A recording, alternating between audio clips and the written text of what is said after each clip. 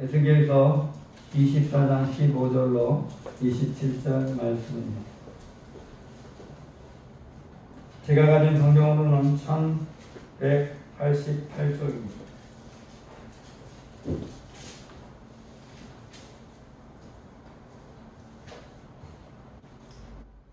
에스겔서 24장 15절로 27절 말씀 교독합니다. 여호와의 말씀이 또 내게 임하여 이르시되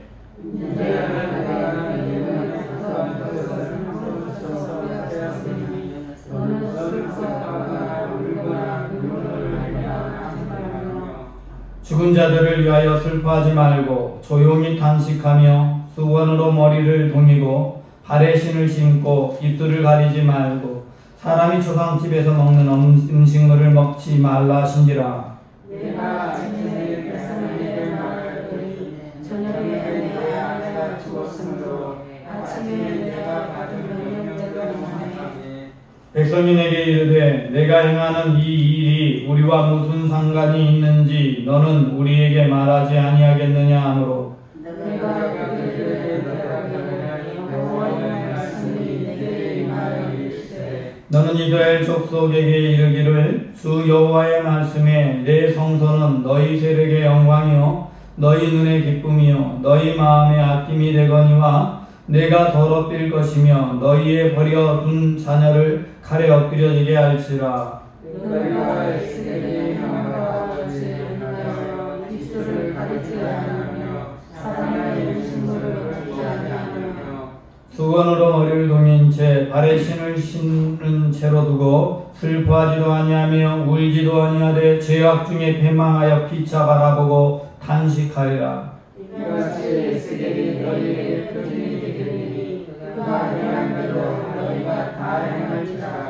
이 일이 이루어지면 내가 주 여호와인 줄을 너희가 알리라 하시니라. 인자야 내가 그 힘과 그 즐거워하는 영광과 그 눈이 기뻐하는 것과 그 마음이 간절하게 생각하는 자녀를 데려가는 날 곧 그날에 도피한 자가 내게 나와서 내 귀에 그 일을 들려주지 않겠느냐. 그날에 내 입이 열려서 도피한 자에게 말하고 다시는 잠잠하지 아니하리라. 이같이 너는 그늘의 표징이 되리고 그들을 여호와인 줄을 알리라. 아멘.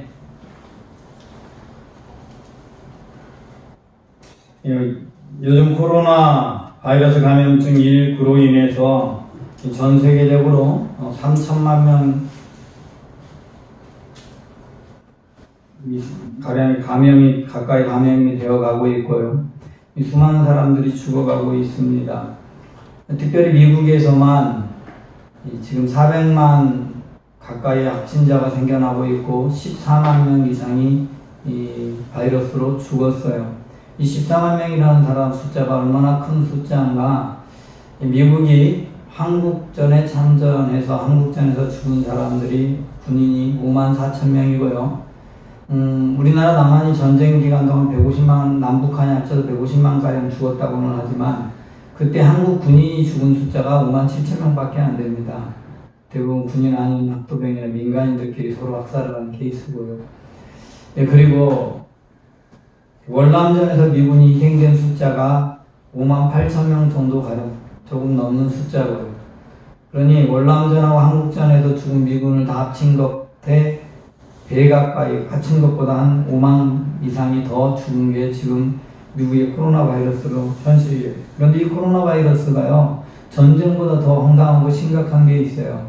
전쟁 때는요, 그래도 군인 전우들이 옆에서 이 시신을 수습하고 묻어주고 장례식을 해치러줬어요. 그리고 가족들에게 깃발을 보내주고 시신을 넘겨주거나 해서 장례식을 하기도 해요. 그런데 이 코로나 바이러스로 죽은 다음에 가족이 어떻게 장례를 지냈는지도 모르고 지나야 되는 경우도 태반입니다.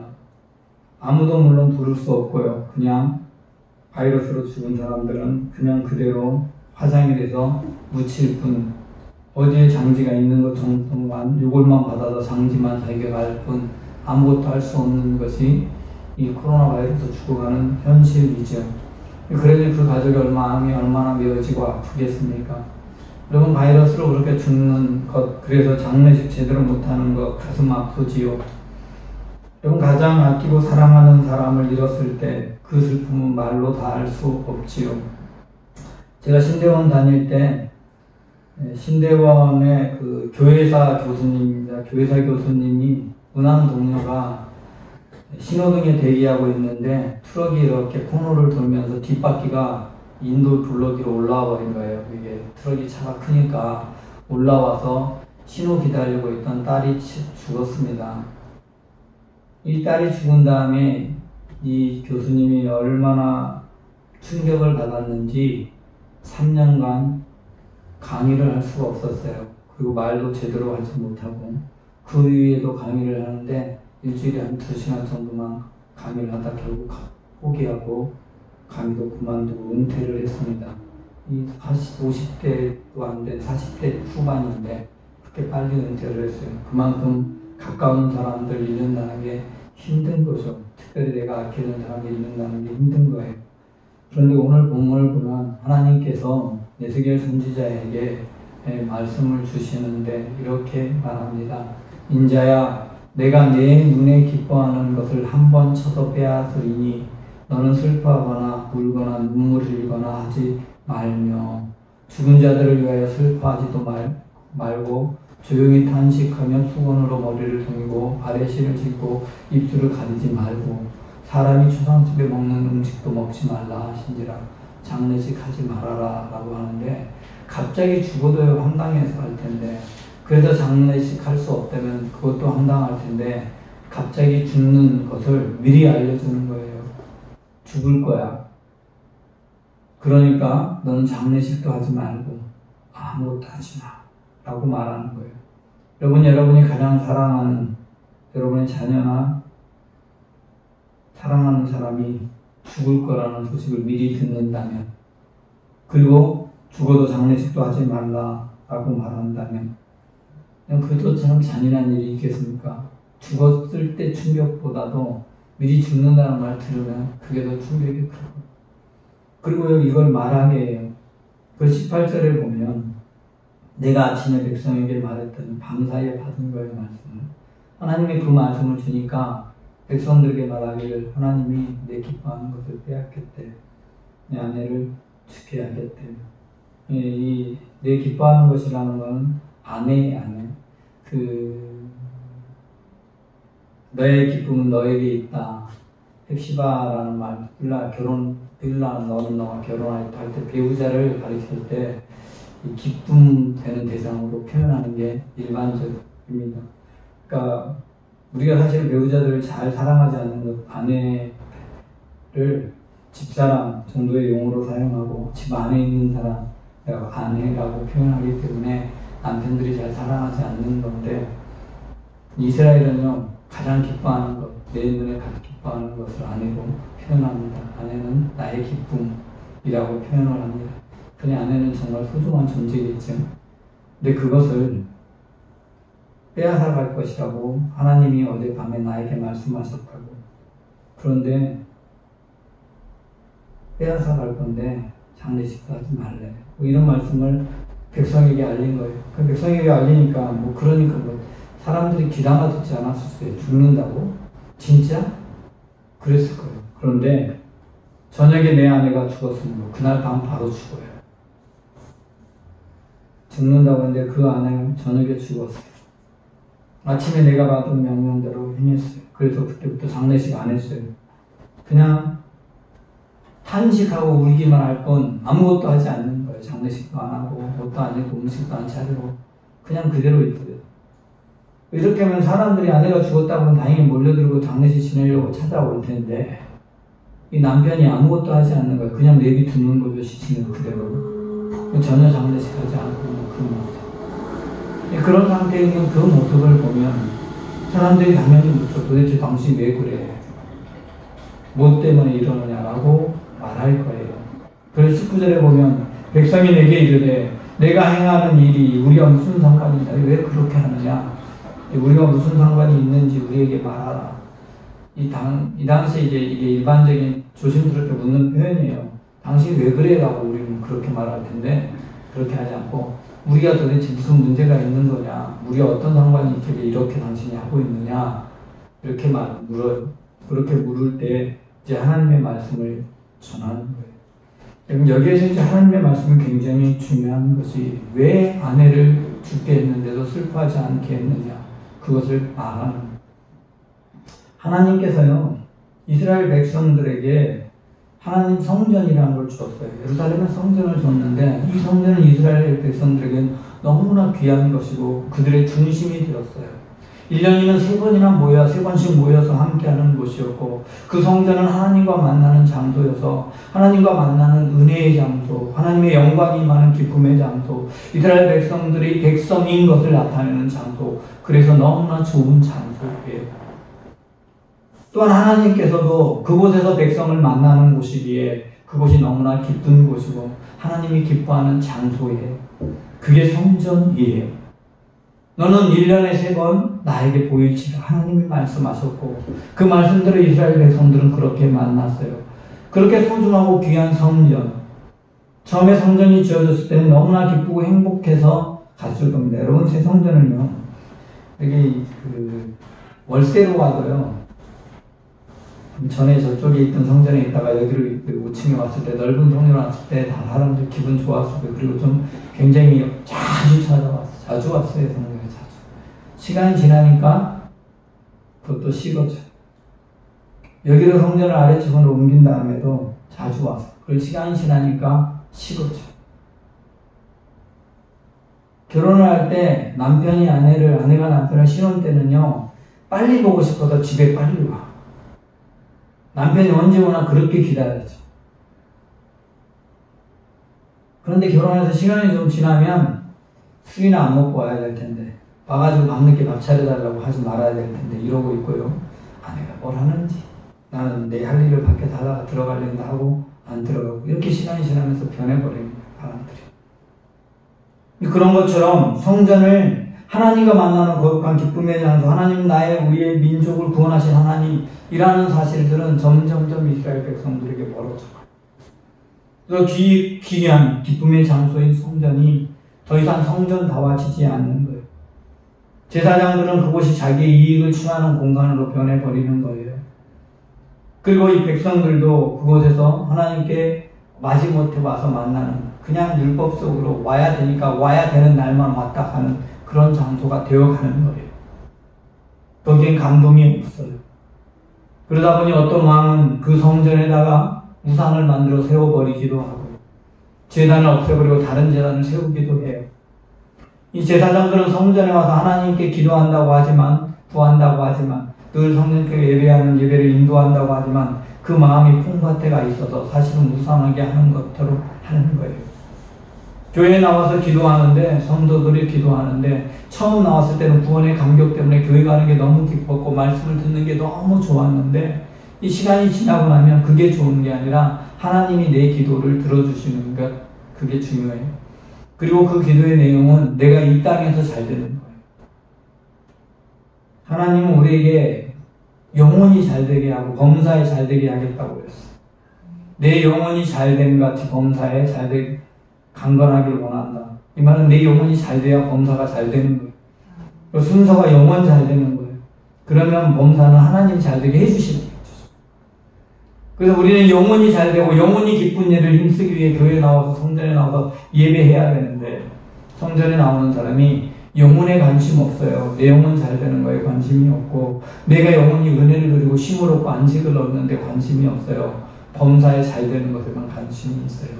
그래서 이 땅 가운데서 내 복을 구하며 기도하는, 예배당에 나와서 새벽마다 기도하는데 정한수 떠놓고 비는 사람하고 다른 내용이 하나도 없어. 똑같은 내용 비나이다 내 아들이 뭐 하는데 잘 되게 해주세요. 이렇게 하는 것과 똑같이 하는 거예요. 하나님과의 만남의 감격, 하나님의 뜻을 구하거나 하나님이 주신 은혜를 구하는 건 멀리 가버린 채 그날 자기에게 주어진 일 잘 되게 해달라고 비는 것에만 머물러 있어버려요. 도대체 하나님 믿는 사람과 하나님 믿는 사람의 차이가 하나도 없어요. 우상을 숭배하는 것과 하나님께 예배하는 것과의 차이가 하나도 없는 거예요. 이렇게 예배당이 변해버렸어요. 이렇게 변해버린 예배당에 대해서 하나님은 성전에 대해서 더러워졌다라고 얘기해요. 그래서 하나님께서 그 더러워진 성전을 더럽혀지도록, 정말로 더럽혀지도록 만들어주겠다. 이제 내가 그곳에서 너희와 만날 수 있는 공간이 더 이상 아니에요. 이미 하나님의 영광이 떠난 환상을 보여줬던 것처럼 더 이상 그곳에는 하나님과 만남의 장소가 아니에요. 그래서 더럽혀지게 만들어주겠다.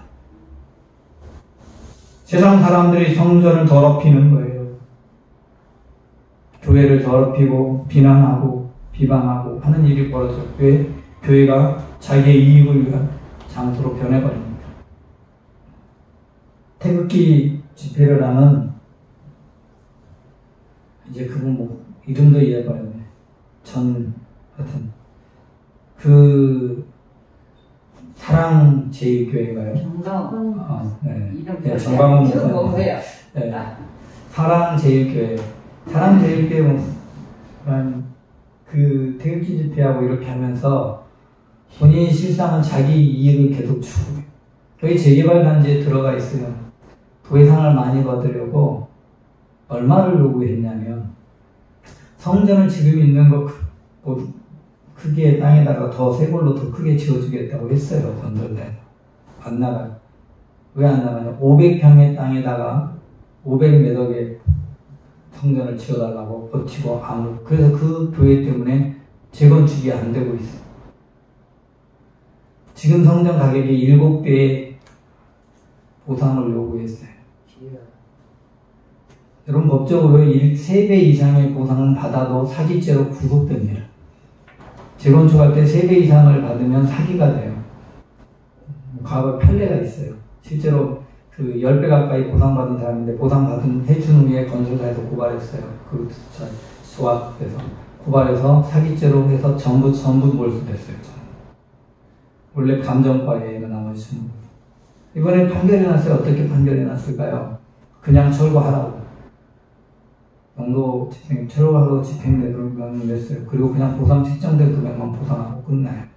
중간에 먼저 합의를 했으면 합의한 금액까지는 받을 수 있죠. 여러분 세상 사람들이 성전을 철거하게 하는 이유가 무엇인 줄 아십니까? 내가 동의하지 않고 철거되게 하는 까닭. 성전이 더럽혀졌기 때문에. 하나님 오늘 본문은 성전이 더럽혀지면 더러워진 성전을 하나님이 더럽혀 버리겠다는 것입니다. 예루살렘은 그렇게 하시겠다고 말씀합니다. 21절 말씀 여러분 함께 읽습니다. 21절 시작. 너는 이스라엘 자손에게 이르기를 주 여호와의 말씀에 내 성전은 너희 세대의 영광이요 너희 눈에 기쁨이요 너희 마음에 힘이 되거니와 내가 더럽힐 것이며 너희 옆에 모든 자녀를 칼에 베어지게 하리라. 네, 잘 보세요. 이 성전이 본래 누구의 영광이에요? 하나님의 영광이에요. 하나님의 권세를 나타내는 거고 하나님의 기쁨이 되어야 되는 장소예요. 그런데 이 성전이 그 제사장들이나 그곳에 있는 사람들의 자기의 기쁨이고 자기의 영광이고 자기의 권세를 나타내는 공간으로 그것을 사용해버립니다. 그러니까 내가 더럽혀버리겠다. 하나님이 더럽혀버리고 왜 하나님의 영광을 계속 나타내는 공간이 아니니까 하나님이 그곳을 더럽혀버리겠다. 그리고 너희 자녀들을 그곳에서 죽게 하겠다. 그렇게 말씀하십니다. 그래서 그렇게 하는데 너희 자녀들이 죽어도 너희 가족들이 죽어가도 너희는 이제 장례식도 못 치를 거야. 입술 가려나 그렇게 할 수 없을 거야. 왜요? 나머지 너희들도 죽거나 포로로 빨개 벗겨 끌려갈 거니까 아무것도 할 수 없을 테니까 장례 지낼래야 질래 기회조차 얻지 못할 테니까. 지금 에스겔이 하고 있는 이 행동은 너희가 기쁨으로 생각하고 있는 그 성전이 그렇게 더러워져서 또 너희 자녀들이 그렇게 더러워지고 죽고 버림받게 될 것이고 너희가 자녀가 죽어도 장례를 못 지내게 될 그것을 보여주는 초진으로 지금 에스겔이 이렇게 하는 거야 라고 말씀합니다. 24절 이같이 에스겔이 너희에게 표징이 되리니 그가 행한 대로 너희가 다 행할지라. 이 일이 이루어지면 내가 주 여호와인 줄을 너희가 알리라 하라 하셨다. 여러분, 그제서야 안돼요. 당하고 나서야, 심판이 임하고 나서야, 하나님의 성전이었는데, 내가 주인이 아니고 하나님이 주인이었는데, 하나님께 예배하는 장소였고, 하나님과의 만남의 간격의 장소였고, 하나님께 영광을 나타내는 장소였는데 라고 하는 거예요. 여러분, 주님께서요 말씀하셨어요. 이 남자와 여자가 둘이 한 몸을 이루라고 말씀하신 이후에 에베소서 5장 25절 말씀에 남편들아 아내 사랑하기를 그리스도께서 교회를 사랑하시고 그 교회를 위하여 자신을 주심같이 하라. 여러분, 성전은, 교회는 하나님이 자신의 생명을 내어주시고 얻은 핏값으로 산 너무나 귀한 곳이 성전. 그러면 더럽혀질 수 없는 곳이, 더럽혀져서는 안 되는 곳이. 여러분, 이 성전은 육신에 보이는 이 성전이 중요한 게 아니라 그리스도를 믿는 믿음의 공동체, 그 모임이 소중한 거예요. 왜 육신에 보이는 것, 성전은 우상화돼버려요. 그것을 자기 자랑거리로 삼을 거고, 그래요. 여러분, 큰 교회 다니는 성도들하고요, 작은 교회 다니는 성도가요, 교회 얘기를 하면은 자세가 달라지는 경우가 많아요. 큰 교회 성도는 자기 교회 큰 거 자랑하고 막 그래요. 여러분, 큰 거 자랑하고 막 그럴 땐 저는 상관없어. 작은 교회든 큰 교회든 상관없이 진짜 자랑해야 되는 게 뭔 줄 아세요? 우리 교회는 정말 하나님의 사람들로 사랑하는 교회야. 이렇게 말할 수 있으면 그 아무리 큰 교회, 멋진 화려한 성전을 가지고 있는 교인들보다 더 행복한 교인입니다. 교회의 크기는 중요하지 않아요. 정말 하나님의 사랑을 느낄 수 있는 교회냐, 하나님의 사랑을 내가 나타내고 함께 사랑으로 교제할 수 있는 교회, 그게 진짜 교회예요. 하나님의 영광이 나타나야 진짜 교회예요. 멋지고 화려한 예배를 드려야 진짜가 아니라 하나님께 성도들이 자신을 멋지게 드리는 교회가 돼야 진짜 교회예요. 진짜 성전이고 그 성전이라야 하나님이 기뻐하는 성전이 되는 겁니다. 여러분, 또한요, 하나님께서는 우리를 가르쳐 말씀하십니다. 너희가 하나님의 성전인 것과 하나님의 성령이 너희 안에 거하시는 것을 알지 못하라. 여러분, 이 말은 여러분 하나하나 부를 때 여러분을 누구의 핏값으로 사셨다고요? 예수 그리스도의 핏값으로 산 사람들이에요. 여러분 하나하나가 너무나 소중한 성전 같은 존재고 거룩한 존재고 구별된 존재예요. 그래서 하나님의 성전인 나를 우리가 더럽힐 수 없어. 누구든지 하나님의 성전을 더럽히면 하나님이 그 사람을 멸하시리라. 하나님의 성전인 내 몸을 내 마음대로 막 써버리고 내 자랑거리, 내 위안거리로 내 이름 내는데 내 몸을 막 사용하고 있으면 그게 하나님의 영광을 위해 사용되는 도구인 줄 알지 못하고 나를 위해 마음대로 막 사용하고 있으면, 자기의 기쁨을 위해 내 몸을 사용하면 하나님은 그것 때문에 또 진노하시는 거예요. 그래서 그 몸을 멸하시겠다. 마치 예루살렘의 성전이 자기들의 것인 양 생각하며 자기 영광을 위해 살아갈 때 하나님께서 에스겔을 통해 말씀을 주시면서 내가 이 성전을 더럽혀버리겠다, 이 성전을 파괴하겠다라고 말씀하신 하나님 말씀이 저와 여러분에게도 똑같이 임하는 거예요. 내 몸이 너의 것인 것처럼 그렇게 행하면, 그렇게 방탕하게 사용하면 내가 내 몸을 멸하겠다. 여러분, 코로나 바이러스 감염증 19 같은 것이 왜 생겨났을까요? 여러분, 아프리카 대륙에서 바이러스가 가장 많이 번창하는 곳이 어디죠? 가장 많이 번지고 있는 곳이 어디죠? 코로나 바이러스 감염증이 제일 많이 확진자가 생기는 곳이 남아프리카 공화국입니다. 남아프리카 공화국, 기독교와 캐톨릭 인구가 제일 많은 나라입니다. 아프리카에서. 거기 위치기 그냥 기독교 국가로 따로 세워졌던 나라가 아프리카 원주민들이 물러가고 그렇게 세워진 나라이기 때문에 토착화되어져 있는 기독교적인 전통을 가진 나라예요. 영국의 식민지가 되면서 그렇게 세워졌다. 그런데 거기에 제일 많습니다. 여러분, 왜 코로나 바이러스 감염증 일부가 우리에게 주어졌는지를 알아야 되는데, 그것은 물질 만능주의와 쾌락과 방탕함을 쫓는 사람들, 그리고 교만한 사람들에게 주어진 심판이에요. 여러분 잘 보세요. 바이러스 누가 많이 걸리고 있느냐? 마스크 하나 쓰는 것, 마스크 쓰면 부끄러운 존재로 생각하는 사람들, 그래서 마스크 쓰지 않는 나라들이 많이 생긴 거예요. 환지 하나 쓰는 거라고 생각하는 사람들, 자기는 능히 바이러스를 이길 거라고 생각해서 오히려 즐겁게 축제하는 사람들.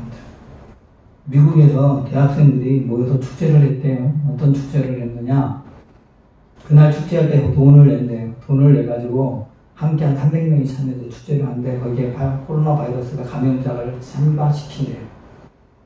그래가지고 그날 축제에서 제일 먼저 바이러스에 걸린 사람한테 그 돈을 다 모아서 주는 거예요. 그렇게 해서 감염된 20대가 죽었어요. 죽기 전에 그 사람이 남긴 글이 얼마 전에 공개됐어요. 자기가 어디서.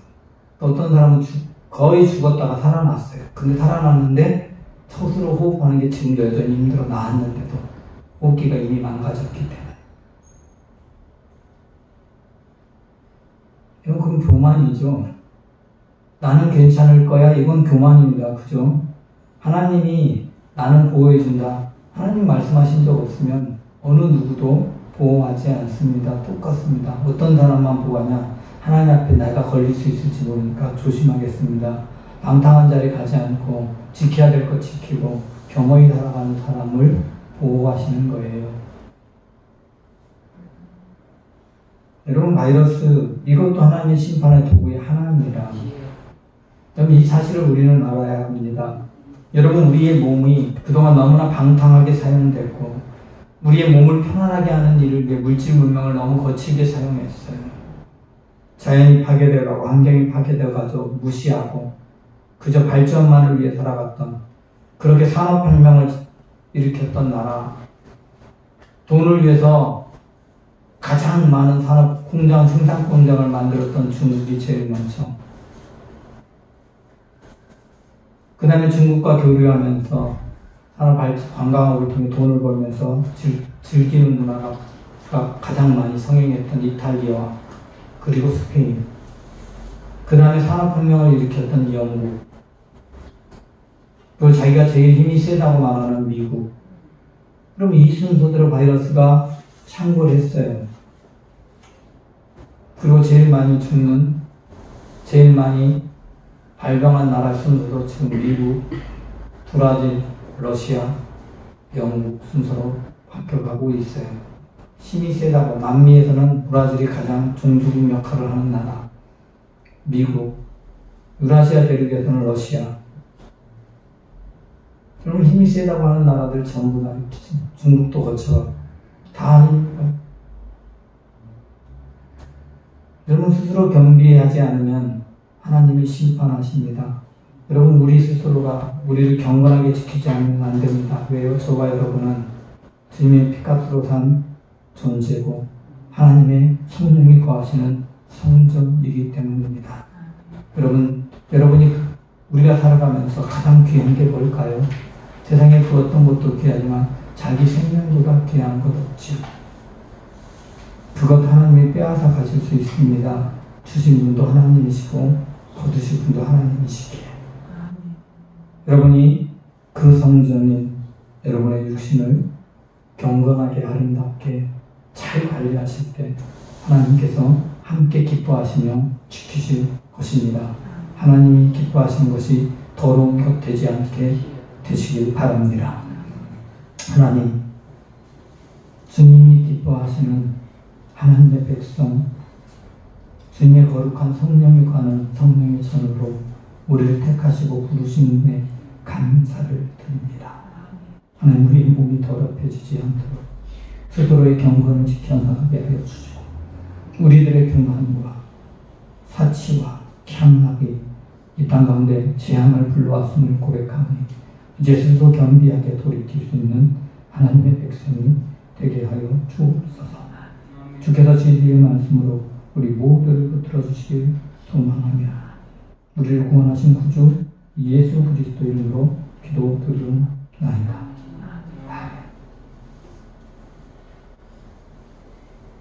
자리에서 일어서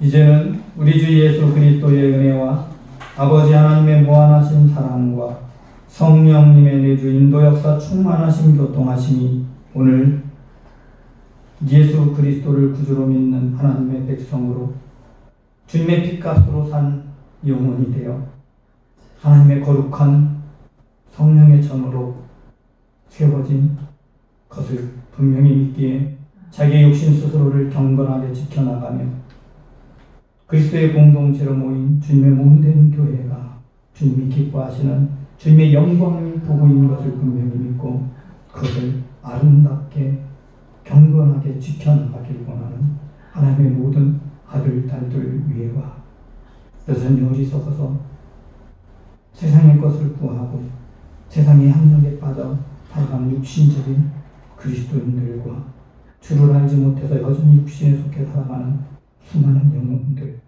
이 나라의 민족, 온 세계 열방 위에 지금부터 영원까지 함께 하옵시기를 축원하옵나이다. 아멘.